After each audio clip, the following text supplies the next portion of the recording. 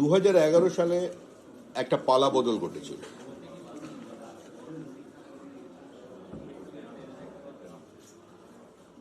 Issue ছিল একটাই, গণতন্ত্রের পুনঃপ্রতিষ্ঠা। মানুষ মধ্যমেধার চাষ বন্ধ করতে চেয়েছিলেন, ক্যাডার পোষণের বিরুদ্ধে। পশ্চিমবঙ্গের সার্বিক আর্থসামাজিক উন্নয়নের স্বার্থে এবং সর্বোপরি বাম জমানার নিরবিচ্ছিন্ন সন্ত্রাসের বিরুদ্ধে মানুষ তৃণমূল কংগ্রেসের উপরে আস্থা রেখেছিলেন, মমতা বন্দ্যোপাধ্যায়ের নেতৃত্বে একটি সরকার তৈরি করেছিল। কিন্তু দীর্ঘ 15 বছর ধরে পশ্চিমবঙ্গের মানুষ কি পেয়েছেন কি পাননি তার নতুন করে হিসাব নিকাশ করবার কোনো প্রয়োজন নেই।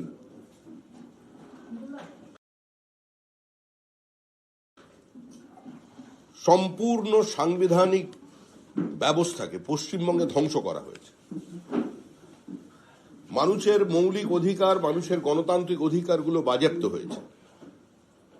দুর্নীতি এবং তৃণমূল কংগ্রেস সমার্থক শব্দ হয়ে গিয়েছে। প্রান্তিক মানুষ, সংখ্যালঘু মানুষ,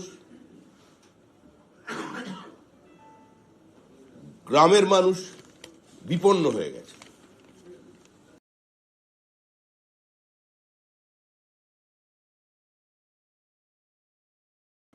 পশ্চিমবঙ্গে এই মুহূর্তে কোনো সরকার নেই, যেটা আছে সেটা জীবন্ত জীবাশ্ম। তৃণমূল সরকার চলে যাচ্ছে, তৃণমূল সরকার চলে গেছে। পৃথিবীর কোন শক্তি তৃণমূল সরকারকে ফিরিয়ে আনতে পারবে না। আর সেই গতিপথকে আরো ত্বরান্বিত করতে কিংবা আরো মসৃণ করতে পশ্চিমবঙ্গ রাজ্য বিজেপির পক্ষ থেকে আমরা 9টি যাত্রার আয়োজন করেছি, যা শুরু হবে মার্চ মাসের 1 তারিখ এবং 2 তারিখ থেকে। মার্চ মাসের 1 তারিখে কুচবিহার দক্ষিণ, কৃষ্ণনগর দক্ষিণ, কুলটি, গড়বেতা, রায়দিঘি আমাদের সূচনা হবে বড় জনসভার মধ্যে দিয়ে। এরপরে 2রা মার্চ ইসলামপুর, সন্দেশখালী, হাসান এবং আমতা, আরো 4টি, মোট 9টি যাত্রা শুরু হচ্ছে। মাঝখানে দোলের জন্য 3রা এবং 4ঠা মার্চ এই 2 দিন যাত্রা বন্ধ থাকবে। এরপরে 5 তারিখ থেকে 10 তারিখ পর্যন্ত প্রায় 5000 কিলোমিটারের বেশি বিভিন্ন পথ দিয়ে আমাদের এই যাত্রা চলবে। প্রত্যেক বিধানসভার উপর দিয়ে যাত্রা নিয়ে যাওয়াটাই আমাদের একমাত্র লক্ষ্য। এবং সামগ্রিকভাবে এই যাত্রায় 60টি বড় জনসভা হবে, 300-র বেশি ছোট জনসভা হবে। বৃহত্তর কলকাতার 29টি বিধানসভা আসনে প্রত্যেক বিধানসভা আসনে একটা করে ট্যাবলো বেরোবে, প্রচার অভিযান চলবে। এবং সবশেষে মার্চ মাসে এই যাত্রা শেষ হবে ব্রিগেডে প্রধানমন্ত্রীর জনসভা দিয়ে। আমরা এর মধ্যেই সেই জনসভা আয়োজন করবার ব্যবস্থা শুরু করেছি। প্রধানমন্ত্রীর জনসভার তারিখটা আমরা পরে আপনাদের কাছে জানাচ্ছি। এই যাত্রার উদ্বোধনের সময় যারা থাকবেন, ভারতীয় জনতা পার্টির সর্বভারতীয় সভাপতি শ্রী নীতিন নবীন, বিদায়ী সভাপতি শ্রী জগৎ প্রকাশ নাড্ডা, শ্রী অমিত শাহ, শ্রী রাজনাথ সিং, শ্রী শিবরাজ সিং চৌহান, শ্রী নীতিন গডকরি, দেবেন্দ্র ফডনবিস, ধর্মেন্দ্র প্রধান এবং স্মৃতি ইরানি, এই 9 জন আমাদের 9টি যাত্রার শুভারম্ভের সময় উপস্থিত থাকবেন। সারা রাজ্যের সমস্ত বিজেপি কর্মী, বিজেপির সর্বস্তরের সমস্ত আমাদের যে সাংগঠনিক পরিকাঠামো আছে তাতে সেখানে তারা অংশগ্রহণ করবেন। সামগ্রিকভাবে এই যাত্রার প্রমুখ যিনি আছেন নীলাঞ্জন রায় আমার সঙ্গে আছেন। নীলাঞ্জন রায় এর নেতৃত্বে বা তার ব্যবস্থাপনায় সমস্ত যাত্রা চলবে। এই যাত্রার কোঅর্ডিনেটর থাকবেন, প্রতিনিয়ত যাত্রাকে কোথায় আছে কি কোঅর্ডিনেটরের যেটা দায়িত্ব, প্রত্যেকের সঙ্গে যোগাযোগ রক্ষা করা কেন্দ্রীয় নেতৃত্ব থেকে শুরু করে জেলার একদম বুথ লেভেল পর্যন্ত, সেটা একবার দায়িত্ব আছেন আমাদের রিতেশ তেওয়ারির উপরে। এটাই আমাদের মূলত কর্মসূচি। 64টি জনসভা আমাদের হচ্ছে বড় জনসভা যাত্রাকে কেন্দ্র করে। প্রত্যেক বিধানসভায় সভা হবে। আমরা আবার বলছি 300-র বেশি সভা, এই সংখ্যাটা 400 পেরোতে পারে, কিন্তু যেহেতু যাত্রার সময়সীমা সময়কাল খুব একটা বড় নয়, 5 তারিখ থেকে 10 তারিখ পর্যন্ত চলবে, তাহলে আমাদের সভা করার সংখ্যা আরো বেশি ছিল। এবং যেখান থেকে আমাদের এই যাত্রা বেরিয়ে যাবে তারপরেই, তার অব্যবহিত পরেই, মানে ধরুন আজকে কোনো জায়গা থেকে কোনো বিধানসভার উপর দিয়ে আমাদের এই যাত্রা চলে গেল, ঠিক তার পরদিন থেকেই সেই বিধানসভায় ব্রিগেড চলোর ডাক দিয়ে আবার সেখানে বিভিন্ন ধরনের পথসভা, স্কোয়াড, মিছিল শুরু হয়ে যাবে সারা রাজ্যব্যাপী। এই তৃণমূল সরকারের বিসর্জনের লক্ষ্যে 26-এর নির্বাচন তৃণমূলের বিসর্জনকে সামনে রেখে আমাদের এই 9টি যাত্রা চলবে। এবং সবশেষ আবার বলছি, প্রধানমন্ত্রীর ব্রিগেডের জনসভা। সমাজের সর্বস্তরের মানুষকে এই যাত্রায় সামিল হবার জন্য আপনাদের মাধ্যমে আবেদন জানাচ্ছি। একই সঙ্গে যে সংকল্পপত্রের কাজ আমরা গ্রহণ করেছি সেটাও চলছে। সেটা চলছে বিভিন্ন জায়গায়। আমাদের যিনি দায়িত্বে আছেন আমাদের সংকল্পপত্রের যিনি প্রধান দায়িত্বে আছেন তাপস রায়, তিনি যেমন ট্যুর করছেন বিভিন্ন রাজ্যের বিভিন্ন জায়গায়, তেমন সেখানে আরো যারা সেই কমিটিতে আছেন, আগেও আমরা বলছি যে আমাদের এই সংকল্পপত্র এবং আমাদের এই যাত্রা যাতে সর্বব্যাপী হয়, সর্বস্পর্শী হয়, তার জন্য আমাদের কর্মীরা চেষ্টা চালিয়ে যাচ্ছেন। যাত্রা 1 থেকে শুরু, আনুষ্ঠানিকভাবে 1 থেকে যাত্রা শুরু। প্রথমে 5টা যাত্রা এবং 2 তারিখে 4টে যাত্রা, মোট 9টি যাত্রা শুরু হবে।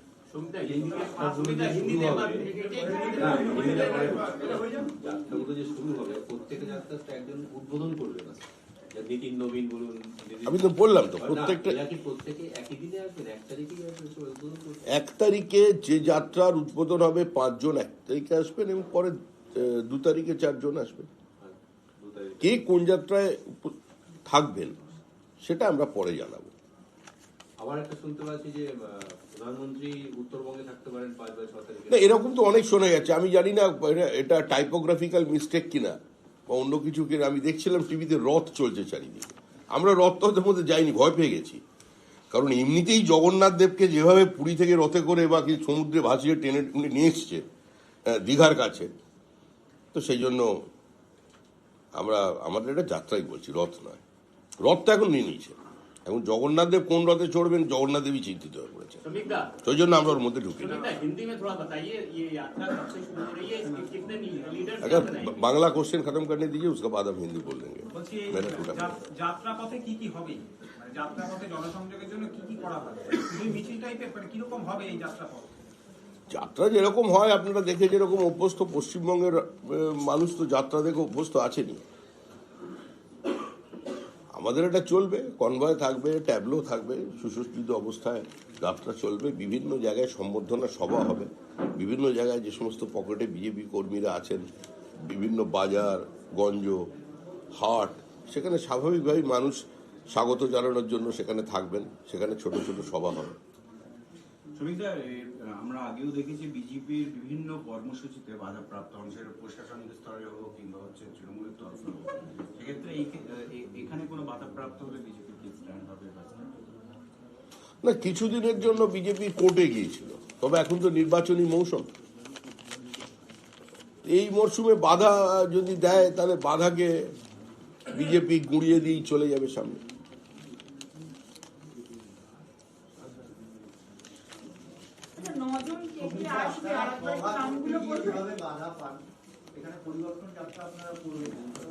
পশ্চিমবঙ্গে যে গণতান্ত্রিক ব্যবস্থাটা নেই সেটা যে কোনো সাংবাদিকের প্রশ্নেই সেটা উঠে আসছে, বিজেপিকে বলবার প্রয়োজন হচ্ছে না। মানে সাংবাদিকের প্রশ্ন শুরু হচ্ছে এটা দিয়েই যে বিভিন্নভাবে আপনারা যেখানে বাধা পান এক্ষেত্রে বাধা পাবেন কিনা। তাহলে এ রাজ্যে যে গণতন্ত্র নেই, এ রাজ্যে কোনো সাংবিধানিক পরিকাঠামো আর অবশিষ্ট নেই, এখানে যে সংবাদ মাধ্যমের স্বাধীনতা নেই, এখানে যে বিচারপতিদের নিরাপত্তা নেই, এখানে মেধার কোনো গ্যারেন্টি নেই, এরা সাংবাদিকই বলে দিচ্ছেন। আর আমি নতুন করে কিছু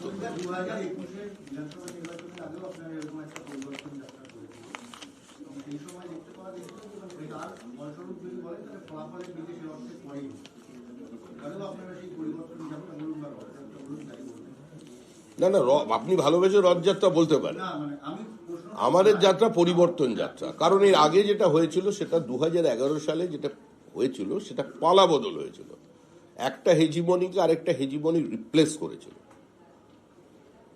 একজন পুকুর থেকে মাছ চুরি করেছিল, আরেকজন এসে পুকুর শুদ্ধ লোপাট করে দিয়েছে। তো সেখানে আমরা বলেছিলাম মানুষের সামনে দাঁড়িয়ে যে আমরা সরকার গঠন করতে চাই।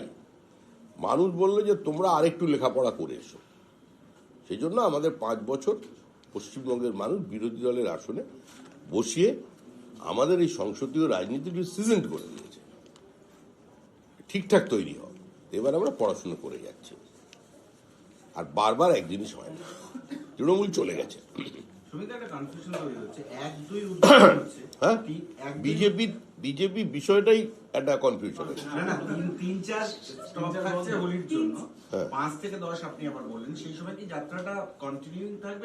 একদম কন্টিনিউ, হই হই করে চলবে। দলের জন্য 3 এবং 4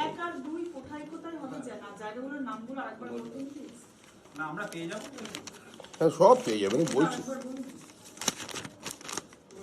কুচবিহার দক্ষিণ, কৃষ্ণনগর দক্ষিণ, কুলটি, গড়বেতা, রায়দিঘি 1 মার্চ। এগুলো সমস্ত যাত্রার উদ্বোধনী সভা। প্রথম 1 মার্চ যাত্রার উদ্বোধনী সভা, এবং সেখান থেকে প্রতীকীভাবে যাত্রা কিছু দূর যাবে। 2 মার্চ ইসলামপুর, সন্দেশখালী, হাসান, আমতা।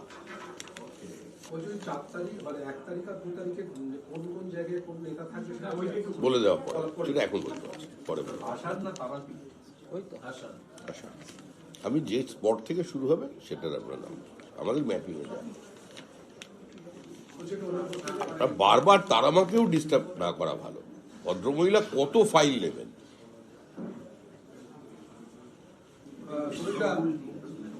মুখ্যমন্ত্রী মমতা বন্দ্যোপাধ্যায় বাংলাদেশের নির্বাচন নিয়ে উচ্ছ্বাস প্রকাশ করলেন, যেখানে জামাতে জেতার পরে আমাদের এখান থেকে অনেকের সমালোচনা ঝড় উঠছে, কিন্তু এই মুহূর্তে মুখ্যমন্ত্রী একটা উচ্ছ্বাস প্রকাশ করলেন, এটা কিভাবে দেখছেন? দেখুন, মুখ্যমন্ত্রী কবি, মুখ্যমন্ত্রী গীতিকার, মুখ্যমন্ত্রী সুরকার, মুখ্যমন্ত্রী তবলায় জল তরঙ্গের আওয়াজ বার করে দিতে পারেন। মুখ্যমন্ত্রী কখন উচ্ছ্বাস প্রকাশ করবেন, কখন উষ্মা প্রকাশ করবেন, এটা দেবতারাও জানে না, মুখ্যমন্ত্রী জানেন। সুতরাং সেটার প্রতিক্রিয়া দেওয়ার মতো কোনো মেধা আমাদের নেই। তবে এটুকুনি বলতে পারি যে পশ্চিমবঙ্গের মানুষের যে চরম সর্বনাশ হতে চলেছে এবং ভারতবর্ষের আভ্যন্তরীণ নিরাপত্তা যে কম্প্রোমাইজড হতে চলেছে, তার সবচেয়ে বড় উদাহরণ হলো এই মুহূর্তে বাংলাদেশের নির্বাচনী ফলাফল। আজকে ভারতের সীমান্ত বরাবর জামাতের উত্থান, অর্থাৎ ওপারে ঠিক যেখানে দাঁড়িয়ে আছে সেখানে রবীন্দ্রনাথের মূর্তি ভাঙছে, আর ঠিক এপারে রবীন্দ্রনাথের ছবিতে আগুন জ্বলছে। ওখানে এক পারে দাঁড়িয়ে দেখতে পাচ্ছেন আপনি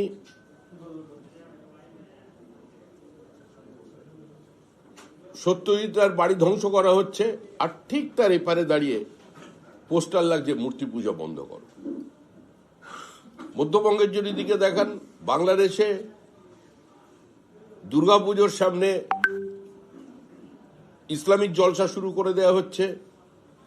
আবার আমাদের এখানে দক্ষিণবঙ্গের এক জায়গায় একজন প্রতিষ্ঠিত শিল্পী, তিনি রবীন্দ্রনাথের গান গাইছিলেন, মাতৃবন্দনা বলে তার গান বন্ধ করে দেওয়া হচ্ছে। ফলে এই যে র্যাডিক্যালাইজেশন চলেছে, এবং একমাত্র রাজনৈতিক দল বিজেপি যারা 80 দশকের প্রথম থেকে কথা বলে আসছে, আমরা যেটা বলেছিলাম সেটা যে বাস্তবায়িত হচ্ছে, সেটা আমাদের দুঃখ নয়, এটা আমাদের কাছে একটা চরম বেদনার ঘটনা। যে আমরা বারবার দলমত নির্বিশেষে সমস্ত রাজনৈতিক দল তথা মানুষের কাছে আহ্বান করেছিলাম, যেই মৌলবাদের বিরুদ্ধে, এই পরিকল্পিত সীমান্তে মুসলিম অনুপ্রবেশের বিরুদ্ধে দলমত নির্বিশেষে সবাই এগিয়ে আসুক। কিন্তু মানুষ আমাদের কথায় হয়তো ততটা প্রথম দিকে সাড়া দেননি। আজকে চোখে আঙুল দিয়ে দেখিয়ে দিয়েছে এই নির্বাচনের ফলাফল, যে পশ্চিমবঙ্গের সীমান্ত 2200 কিলোমিটারের বেশি, এবং যদি আমরা আসাম ত্রিপুরার হিসাব ধরি তাহলে এই সীমান্ত হচ্ছে 4007 কিলোমিটার। 4007 কিলোমিটার সীমান্তের পাশ দিয়ে জামাতের উত্থান, এটাই হচ্ছে বাংলাদেশের নির্বাচনের ফলাফলের সবচেয়ে গুরুত্বপূর্ণ বিষয়, যেটা হয়তো কিছুটা হলেও সংবাদ মাধ্যমে উপেক্ষিত। মুখ্যমন্ত্রীর উচ্ছ্বাসটা তাহলে কি, এটা কি আর একটু ত্বরান্বিত করবে না? এখানকার কম্প্রোমাইজ হবে না? আরো মানুষ, মুখ্যমন্ত্রী প্রশাসনিক প্রধান, তিনি এটা নিয়ে কনসার্ন নয়? মুখ্যমন্ত্রী 2011 সালের নির্বাচনে যাদের সাহায্য নিয়েছিলেন বা যাদের হাত ধরেছিলেন সেটা মানুষের জানা। সিমির প্রতিষ্ঠাতা সভাপতিকে ভারতের প্রধানমন্ত্রীর বারণ করা সত্ত্বেও রাজ্যসভায় পাঠানো হয়েছিল। তো স্বাভাবিকভাবেই ওপাশে যখন জামাতরা তাদের এতটা রাজনৈতিক উত্থান হয়ে গেছে, নির্বাচনে জিতেছে যেভাবেই জিতুক, তাদের সহযোগিতা এপারের জামাতরাও পাবে। এটা তো এবার পশ্চিমবঙ্গ বা কলকাতাবাসী, সারা পশ্চিমবঙ্গের মানুষ চিন্তা করে দেখবেন যে আবার পশ্চিমবঙ্গে বাবরি মসজিদের ভিত তৈরি হচ্ছে। মানে ওপারে জামাতরা আছে, এপারে হুমায়ুনরা আছে। এবার যারা এখানকার সংখ্যালঘু মানুষজনও আছেন তাদের চিন্তা করতে হবে। আপনারা তো বিজেপিকে 1% ভোট দেননি, তাহলে এবার একটু ভেবে দেখবেন কি পেলেন এবং কি পেতে চলেছেন। বাংলাদেশে যত লোক মারা গেছে তারা সবাই হিন্দু নয়, সবচেয়ে বেশি খুন হয়েছে বাংলাদেশের মুসলমানরা।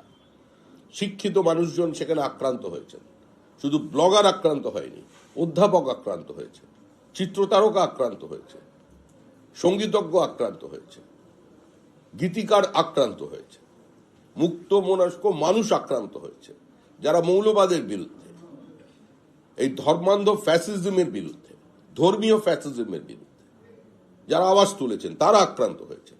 এবার পশ্চিমবঙ্গ সেটা হবে, হচ্ছে সীমান্তবর্তী জেলা, এবার কলকাতায় হবে।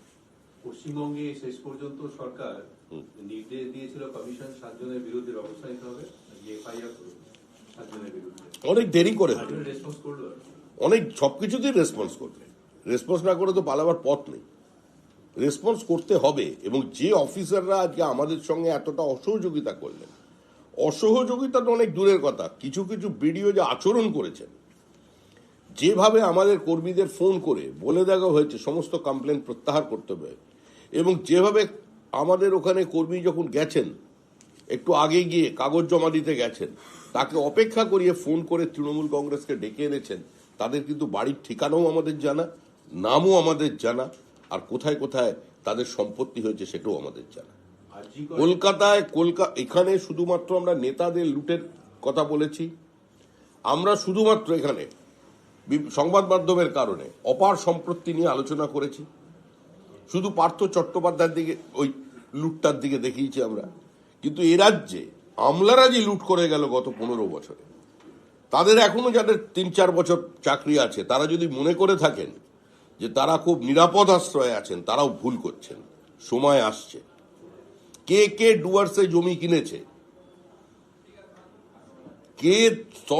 কে সেক্টর 5-এ বহুতল বাড়ি বানিয়ে সুইমিং পুল বানিয়েছে, কে সিঙ্গাপুরে ব্যবসা করেছে, কে তামিলনাড়ুতে গিয়ে যৌথভাবে 2 জন আমলা, 2 ডিপার্টমেন্টের, একজন ভারত সরকার, একজন পশ্চিমবঙ্গ সরকার, দুজন আইএস অফিসার কোন আত্মীয়র নামে ইয়ন ফ্যাক্টরি করেছে, সে নথিও আমাদের কাছে আছে।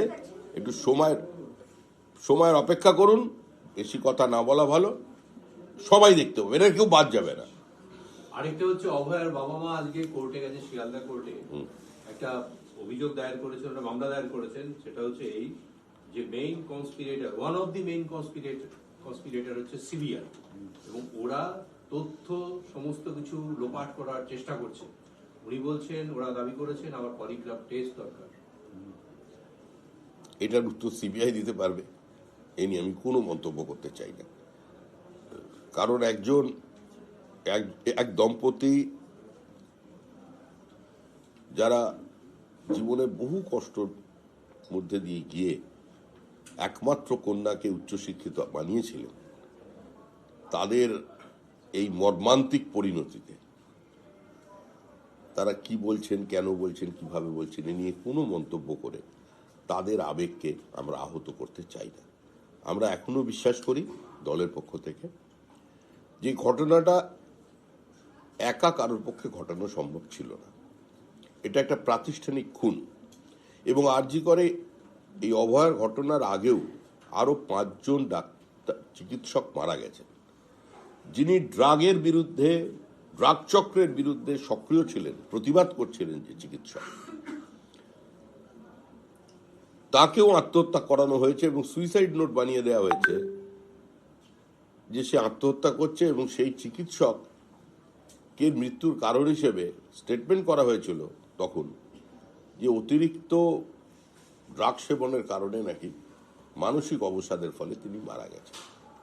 এছাড়াও সায়ন বলে আরেকজন চিকিৎসক ছিলেন উত্তরাখণ্ডে গিয়ে, যার একটা মাসিভ কার্ডিয়াক অ্যারেস্ট হয় এবং তাতে তিনি মারা যান। সেখানেও চিকিৎসকদের সঙ্গে আমরা কথা বলেছি।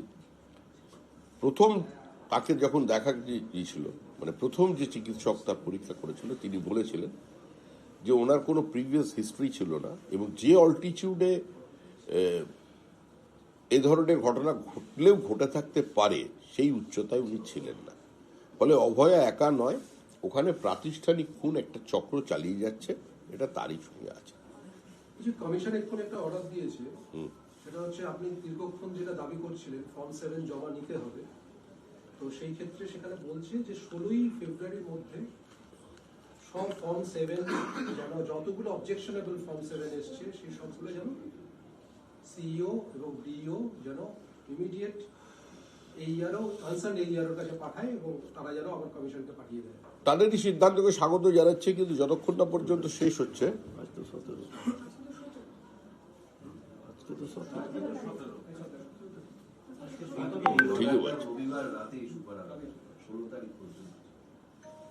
আমরা যদি এ ধরনের কোনো সিদ্ধান্ত ভবিষ্যতের জন্য নেন তাহলে আমরা সেটাকে স্বাগত জানাবো। কিন্তু আমরা আবার বলছি, নো এসআইআর, নো ভোট। আমরা যে ফর্ম 7 জমা করতে পারিনি, যে কোনো প্রক্রিয়ায় সেই ফর্ম 7কে জমা করাতে হবে এবং তার শুনানি করাতে হবে। কিভাবে করাবেন এটা নির্বাচন কমিশনের দায়িত্ব। নির্বাচন কমিশনের দায়িত্ব হলো মানুষকে একটা ত্রুটিমুক্ত ভোটার তালিকা উপহার দেওয়া, এবং তারা সেটা দিতে পারবেন কি পারবেন না তাদের বিষয়। আমাদের অবস্থান স্পষ্ট। স্যার, 21-এর বিধানসভাতে লক্ষ্মীর ভান্ডার প্লেড ভেরি ইম্পর্টেন্ট রোল। 26-এর ইলেকশনে এই বেকার ভাতাতে কি চিড়ে ভিজবে?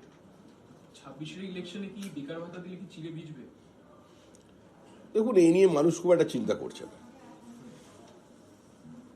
পশ্চিমবঙ্গের যারা অভিভাবকরা চান তাদের ছেলে মেয়ে লেখাপড়া করছেন চাকরি পাবেন বলে, ভিক্ষা পাবেন বলে নয়।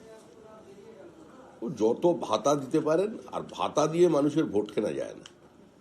পাচ্ছেন বেকার ছেলেরা 1,500 টাকা করবে, আনন্দের ব্যাপার, একসঙ্গে 6,000 পাচ্ছেন। তাদের যদি খরচা টরচা হয় আনন্দ করে, ভালো কথা। বেকাররা টাকা পাক, এর বিরুদ্ধে বিজেপি নয়, কিন্তু তার সঙ্গে সঙ্গে কর্মসংস্থানের ব্যবস্থা করতে হবে। চাকরি কোথায়? এখান থেকে ট্রেন ভর্তি করে লোক, মুখ্যমন্ত্রী বললেন 5,000 টাকা করে অনুদান দেবেন প্রতি মাসে। মুখ্যমন্ত্রীর কথা কর্ণপাত না করেই লোক ট্রেনে চেপে চলে যাচ্ছে। আগে ছিল সল্টলেক, নিউ আলিপুর, বাগ, দক্ষিণ কলকাতা, মধ্য কলকাতা, শ্যামবাজারে মানে একটু পশ এরিয়াগুলো, সেগুলো ছিল বৃদ্ধাশ্রম। এখন গোটা রাজ্যটাই বৃদ্ধাশ্রম হয়ে গেছে, পুরুষ শূন্য হয়ে যাচ্ছে একটার পর একটা গ্রাম। কোথাও কোথাও আবার পুরো পরিবার নিয়ে পরিযায়ী শ্রমিক হয়ে যাচ্ছে। সামান্যতম আর্থিক সঙ্গতি থাকলে বাবা মা উচ্চ মাধ্যমিকের পর ছেলে মেয়েকে পশ্চিমবঙ্গের বাইরে পড়তে পাঠিয়ে দিচ্ছে। এই অবস্থার পরিবর্তনের জন্যই আমাদের এই পরিবর্তন যাত্রা। মুখ্যমন্ত্রী আজকে আবার চাঁচাছোলা ভাষায় কমিশনকে আক্রমণ করলো। তাকে মুখ্যমন্ত্রী আজকে চাঁচাছোলা ভাষায় আবার কমিশনকে আক্রমণ করলো এবং মুখ্যমন্ত্রী মুখে চাক ভরা মধু নিয়ে কবে কথা বলেছেন আমরা জানা আছে। মুখ্যমন্ত্রী নিজস্ব স্টাইল আছে, তিনি নিজের মতো করে আক্রমণ করে যান। আমরা প্রায় প্রচ্ছন্ন থ্রেড দিলেন আবার তাকে যাদের বিরুদ্ধে ব্যবস্থা নেওয়া হবে, এটা তো 2-3 মাসের ব্যাপার। এই আবার পাল্টা এটা তো প্রথম থেকেই উনি বলেন। মুখ্যমন্ত্রীকে মানুষ চেনেন। মুখ্যমন্ত্রীর মানে শব্দচয়ন, মুখ্যমন্ত্রীর উচ্চারণ, মুখ্যমন্ত্রীর আক্রমণ এর সঙ্গে পশ্চিমবঙ্গবাসী পরিচিত। এগুলো 15 বছর দেখে দেখে মানুষ ক্লান্ত, আর চাইছে না। এখন বাংলার মানুষ তো কবিতা প্রেমী, তারা কবিতা পড়ছে। তোমারও তো শ্রান্ত হলো মুঠেই, অন্যায় হবে না, নাও ছুটি। এটা কি ভয়ের থেকে কি এসআইআর কিভাবে হচ্ছে সেটা? আপনারা উনাকে জিজ্ঞাসা করুন। না, আমার কোনো প্রতিক্রিয়া নেই। আমার একটাই প্রতিক্রিয়া, যে প্রশ্নগুলো আপনারা বিজেপি দপ্তরে এসে বিজেপির লোকেদের করেন, সেই প্রশ্নগুলো আপনারা মুখ্যমন্ত্রীকে করেন না কেন? একটা প্রশ্ন মুখ্যমন্ত্রীকে কেউ করবেন না। মুখ্যমন্ত্রীর প্রশ্ন আপনারা শ্রমিক ভট্টাচার্যের মতো কে করছেন? আমার জ্ঞান, বিদ্যা, বুদ্ধি, রাজনৈতিক উচ্চতা আমার উচ্চতার মতোই, একদম ছোট। আসল জায়গায় প্রশ্ন করুন। আপনার জন্য একটা উপযুক্ত প্রশ্ন করি। বিহারে বিজেপি সরকার প্রকাশ্যে মাছ মাংস ব্যবসা বন্ধ করে দিতে আসছে। কোথায়? বিহারে বিজেপি সরকার প্রকাশ্যে মাছ মাংস বিক্রি করা বন্ধ করে দিতে আসছে। এরকম আমার কোনো কাছে কোনো খবর নেই। এরকম করলে চরম অন্যায়। বিহারি মাছ ছাড়া মাছতে পারবে নাকি? বিহারি মাংস খাবে না? কি বলছেন? প্রকাশ্যে বিক্রি করতে না, প্রকাশ্যে অপ্রকাশ্যে কি হোক, ওই কি হান্ডি বলে মাংসটা, চম্পারান্নি, কলকাতা ছেয়ে ফেলছে। মাছ বাঙালিও খাবে, মাছ বিহারিও খাবে। ওখানে ওরা চম্পারান মিট খাওয়াবে আমাদের, আমরা ওদের কচি পাটা ঝোল খাওয়াবো। আরে বিবেকানন্দ বলে গেছে, মা কালী পাঁটা খাবে, বাঙালি পাঁটা খাবে, বিহারি পাঁটা খাবে। কেউ আটকাতে গেলে ভেঙে গুঁড়িয়ে দেবে। কে কোথাকার কোন অফিসার বলে যে আমরা দরকার এখান থেকে লোক পাঠিয়ে দেবো? উপমুখ্যমন্ত্রী বলেছেন, কে? বিহারের উপমুখ্যমন্ত্রী বলেছেন কে? খোলা বাজারে বিক্রি করা যাবে না, লাইসেন্স এটা শেষ হোক, তারপর ওপরে গিয়ে ব্যবস্থা করছি।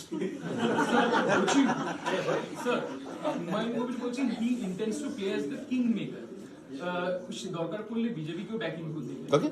আপনাদেরকেও বিজেপিকেও ব্যাকিং দেবেন। হুমায়ুন কবির বলছেন যে he intends to play as the kingmaker for this election. ও ভুল বলে ফেলেছে।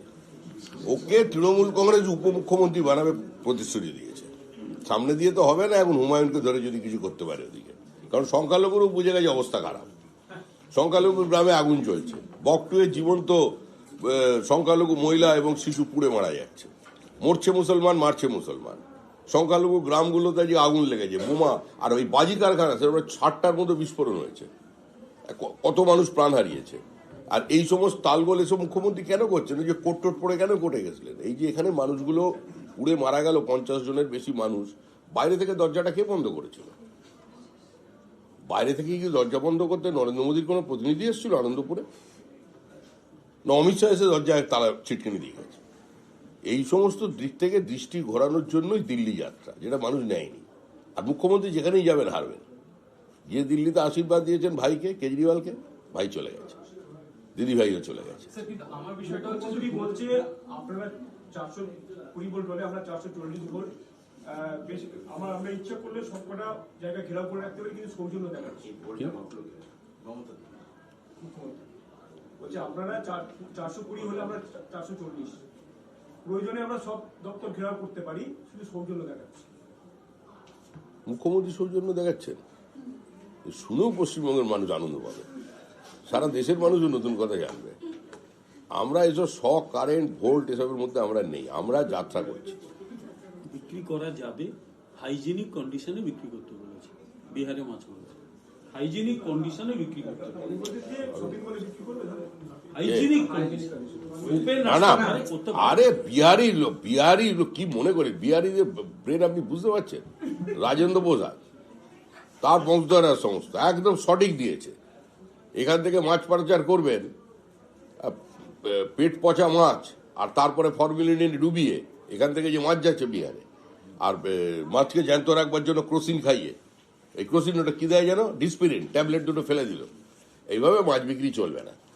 হাইজেনিক ব্যবস্থা, এটা আপনাদেরও সচেতন হতে হবে। আর এটাও জানবেন, পশ্চিমবঙ্গে এই মুহূর্তে যা মাছ আমরা কনজিউম করি তার অধিকাংশ মাছ এখন বিদেশ থেকে আসছে।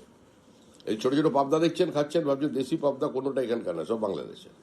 মানে মাছেও আমরা সঙ্গে সম্পূর্ণ নয়। বাঙালি এত মাছ ভাত করছে, মাছটাও সম্পূর্ণ শেষ করে। গুজরাট থেকে গুজরাট ফিশ কোঅপারেটিভ থেকে এই যে হুমায়ুন কবির অফার করছেন যে আপনাদের সাপোর্ট করবেন, এই বিষয়টা কিভাবে? আচ্ছা, কোনো সুস্থ মানুষ কি এটা বলতে পারে বা বুঝতে চায় যে বিজেপি যাবে বাবরের সঙ্গে হাত মেলাতে?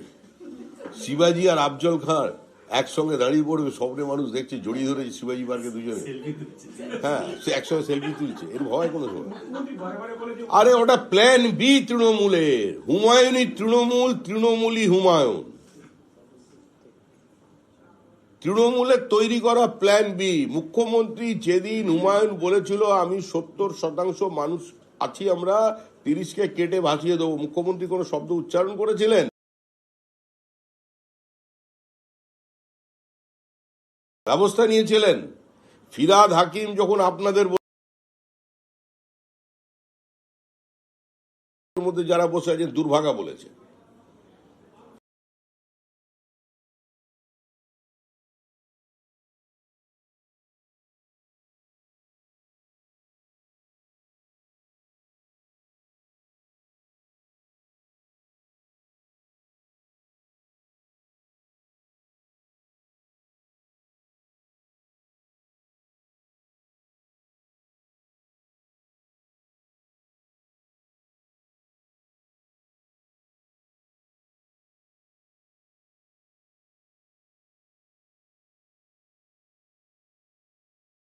ধর্ম ইজ আ গান্ধা ধর্ম। তারপরে হুমায়ুন কবির বাবরি মসজিদ তৈরি করবে না তো কি? ও কি মানে সর্বোচ্চ শিবলিঙ্গ স্থাপন করবে ওখানে? যেদিকে পার্টি যাচ্ছে সেদিকে যাচ্ছে তৃণমূলের এজেন্ডা।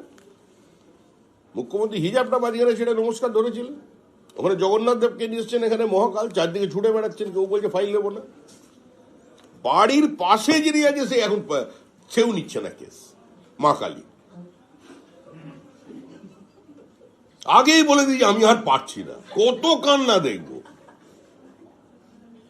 তারপরে জগন্নাথ দেবকে চ্যালেঞ্জ। জগন্নাথ দেব তো বলছে এত বড় টুপি আমি পড়তে পারি, কেউ বিশ্বাস করতে পারে।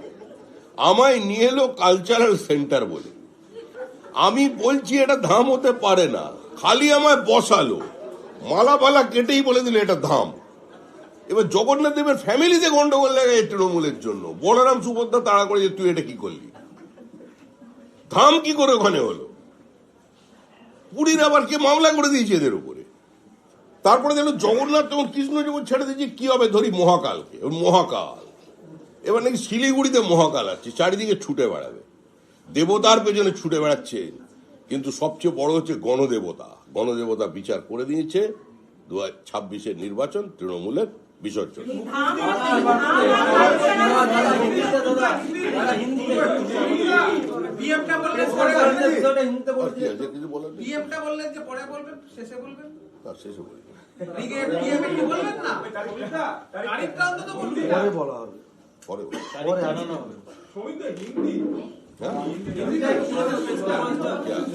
হিন্দি বললে বাঙালিরা গন্ডগোল করে, তোমরা বহিরাগত। মূল বিষয়টা প্রথমে বাংলায় বলবেন, তারপরে মূল বিষয়টা হিন্দিতে বলে নেবেন, তারপরে প্রশ্নোত্তর হবে। মূল বিষয় ছোট্ট করে প্রথমে যেটা বাংলায় বলবেন সেটা তারপরে ছোট্ট হিন্দি বলে দিন। পরিবর্তন যাত্রাটা যেই হিন্দি বলা শুরু হয় সঙ্গে সঙ্গে বাংলা গন্ডগোল করে। আর এইটা এসছে ছোঁয়াচে রোগ তৃণমূল থেকে। একদম হবে না। আমরা তো বলি প্রথমে ভারতীয় তারপরে আমরা বাঙালি, তৃণমূল বলছে না আমরা প্রথমে ওই জয় বাংলা তারপরে রবীন্দ্রনাথ, এটা হচ্ছে বলবো সামনে